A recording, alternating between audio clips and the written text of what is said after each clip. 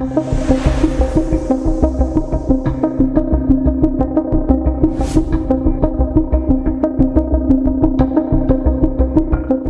we're looking at now is what could throw us into another food crisis. We have a couple things happening that are throwing either a hard stop or a major slowdown on crop exports, limiting exports and even shutting them down. And the ones that are getting through, skyrocketing freight charges. If not just food shortages, you could definitely see even more food inflation coming. Oh, and a huge one. What happens if Saturday night government funding stops? The colossal effect that'll have on everyone that's become dependent. Major important information that may affect you coming right up.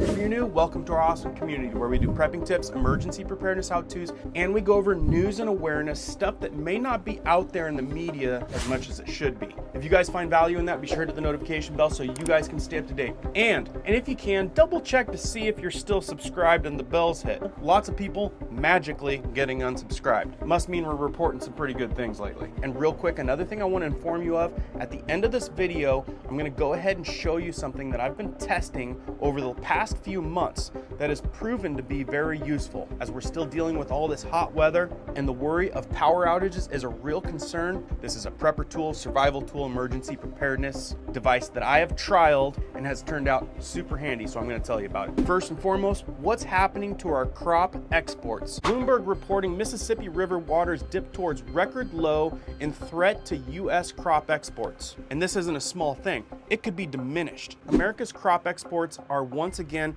a risk due to a diminished Mississippi River. What happens when we no longer can export our goods? This is even across our country. Months of dry weather and the hottest summer ever shrunk the vital channel that funnels barges of grain and soybeans from the Midwestern crop belt to Gulf Coast ports. Folks, this is how we move our stuff around, and it's getting held up. With that, barge operators are now running lighter loads to compensate for the lack of water. Prices paid to farmers for their crops are easing as a result, and that's with seasonal pressure from the autumn harvest further weighing on the market. You know what that means is potential food shortages and increased freight charges. Shipping costs for barges along the river surged in September, with spot rates rising as much as 64% in a week at Memphis, Tennessee, according to the U.S. Department of Agricultural data. And with that affecting exports to other places, taking profit share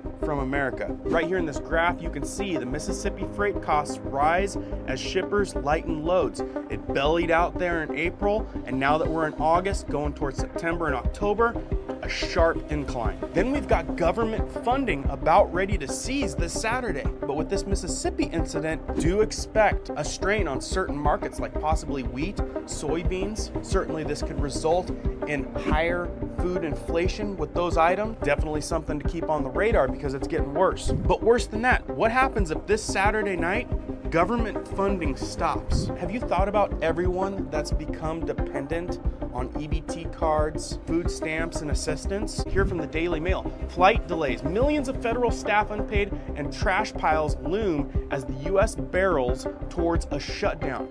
Chaotic. Republicans fail to pass their own bill to keep government funded and need a miracle before Saturday's midnight deadline. Yet again, in need of another miracle. And this is regarding the continued resolution, or CR failed 198-232. All Democrats and 21 Republicans voted no on the legislation that would have cut discretionary spending to $1.471 trillion and bolstered border security. What could a government shutdown mean for you? The big one everyone's concerned about in the short run is the stoppage of food stamps. Like I said, the catastrophic event we would have if people couldn't get their food. We're talking about millions and millions of people. Chaos in Congress left America teetering on the brink of a new shutdown, with government funding set to expire Saturday at midnight. The now all but guaranteed shutdown will mean flight mayhem, garbage piling up, national parks shuttered, and members of the military not getting paid. Like I said, 21 hardline Republican members of Congress sided with the Democrats on Friday to vote no to a last-ditch stopgap spending plan. I'm telling you, it's getting crazy. If no 11th hour deal is reached, then 3.5 million federal workers will have to go without pay.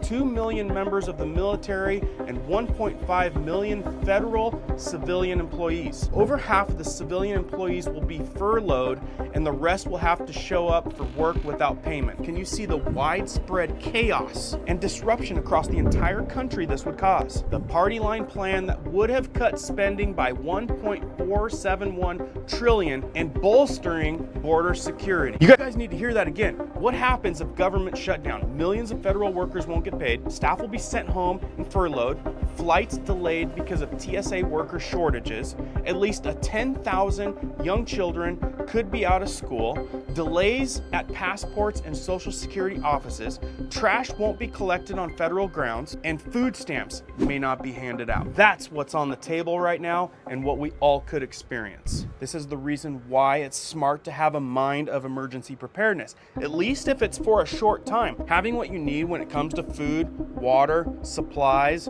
for a short emergency span, even if it's for 3 days or for a week, to be able to avoid the chaos that would encounter. You got to think about it. If people don't have food and water, things are going to get pretty hairy, and you're going to want to stay home and have what you need for a short time at least. Definitely a big thing cooking and to keep on your radar as the time's ticking. And folks, here's a big takeaway. You have to look at this from taking about 10 steps back. This continues to compound. This continues to snowball. These issues aren't going away. They're only coming faster and stronger. There's only so much of brushing stuff under the rug that a place can take. So let me know what you guys are thinking down in the comments below. Again, I appreciate all the likes and shares. Now for these items that I've tested over the past few months. Basically, portable refrigerators, ones that have their own power supply or ones you can simply plug into your car. Now, aside from the emergency preparedness aspect of these things, we use them all the time. We have a pretty good commute to the grocery store, typically about 30 minutes, where we used to have to pack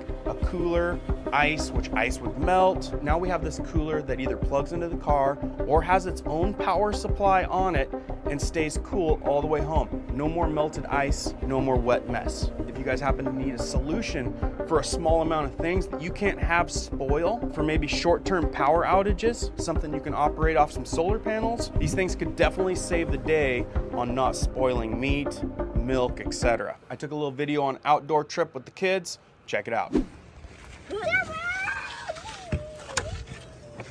These things are also awesome for if you're camping. I mean, if you're camping and you've got a bunch of stuff you want to keep cold, I mean, it's a portable refrigerator and it's got that battery pack like I showed you right there. So if you don't have an extension cord or an outlet or a small portable power station or solar panel to keep this thing going, you have got the option. And this weekend we're up here at my uncle's little bug out cabin behind me. Super sweet to be able to come up here and hang out up here in the mountains. As these things are an elite option for whether you're going to the grocery store and got a trip to take. This is the 4Patriot Solar Go Fridge, which is also an awesome option.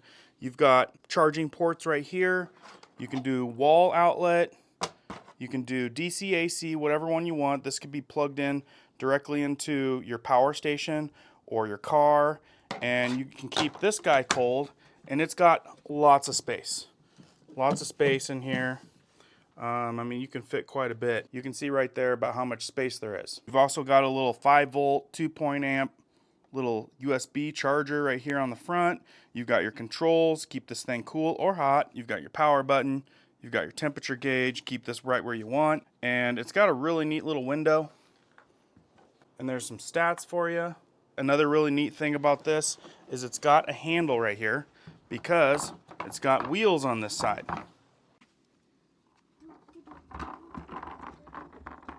And the reason that I'm showing you guys, not only, you know, this stuff is made by 4Patriots, but they got good sales running. I've got links in the description down below. I use this thing, this one specifically, all the time. The little Go Fridge cooler right there, A lot less expensive than this one, even though this one is my go-to all the time because it's got the battery pack in it. It can stay cool. Like right now, it's cool. It's staying at 39 degrees and it's not plugged in. It's got that built-in battery pack right here, which makes it really neat. And like I said, power outages, camping, gotta keep some stuff cold for a period of time.